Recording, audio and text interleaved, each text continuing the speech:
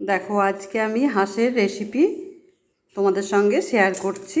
হ্যাঁ, কীরকম করে বানাই চাপাই আর কি সেটা দেখাচ্ছি তোমাদের সঙ্গে শেয়ার করি। হ্যাঁ, দেখো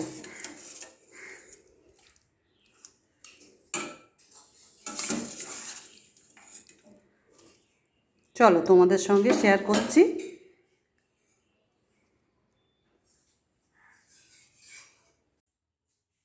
দেখো আজকে আমি তোমাদের সঙ্গে এই রেসিপি শেয়ার করছি। হ্যাঁ, এটা হাঁসের মাংস। হাঁসের মাংস কেমন করে বানাচ্ছি তোমরা দেখো। কড়াই ভেজে কুকারে দেব। হ্যাঁ, না দিলে সেদ্ধ হবে না, তাই আর কি। দেখো এটা হাঁসের মাংস, তাই দেখো পেঁয়াজ কেটে রেখেছি। আর এই মশলা, এই আদা রসুনের পেস্ট করলাম, আর এই নুন নিয়েছি, জিরে গুঁড়ো, হ্যাঁ, আর এটা হলুদ গুঁড়ো, আর এই তেজপাতা। দেখো তেজপাতা, এই কড়াতে তেল দিচ্ছি। দেখো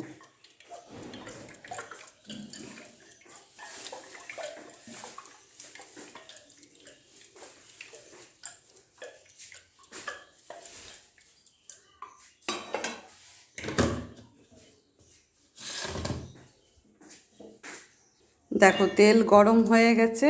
হ্যাঁ, তেজপাতাগুলো দিচ্ছি। দেখো দিলাম, এরপরে পেঁয়াজগুলো দিচ্ছি।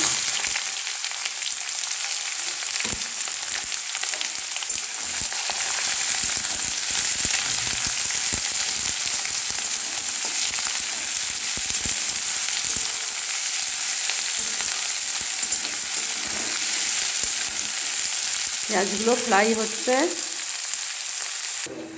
দেখো পেঁয়াজ ভাজা হয়ে এলো, ফ্রাই হয়ে এলো। হ্যাঁ, এরপরে আমি দেখো এই মাংসটা, হাঁসের মাংসটা দিচ্ছি, এতে দিলাম। এবার এটা ফ্রাই করব। দেখো ফ্রাই করছি। হ্যাঁ,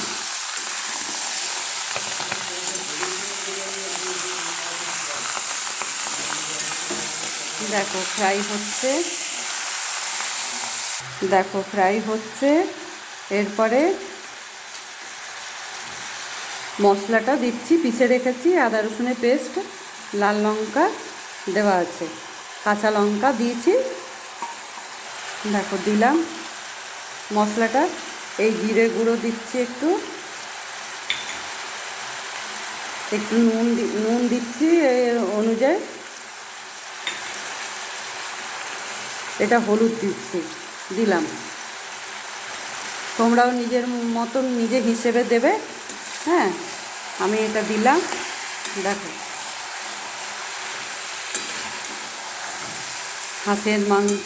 হাঁসের মাংস শীতে ঠান্ডাতে খাই তো, সেই জন্যেই হাঁসের মাংস রান্না করছি, শীতে ভালো লাগে।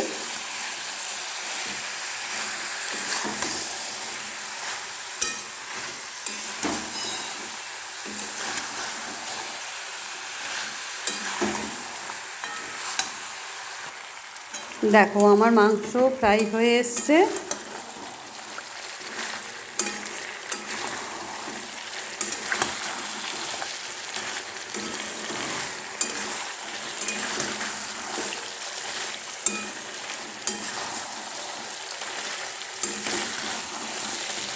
এরপরে কুকারে দেব।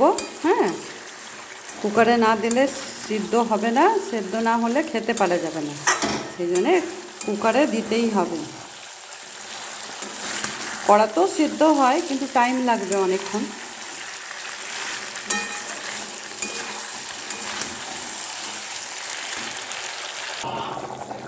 দেখো কুকারে দিয়েছি, কুকারে সেদ্ধ হচ্ছে। হ্যাঁ,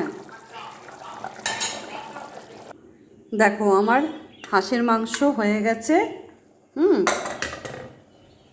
খুললাম ঢাকাটা, তোমাদেরকে দেখাচ্ছি। দেখো কেমন হয়েছে। দেখো আমার সেদ্ধ হয়ে গেছে। হ্যাঁ,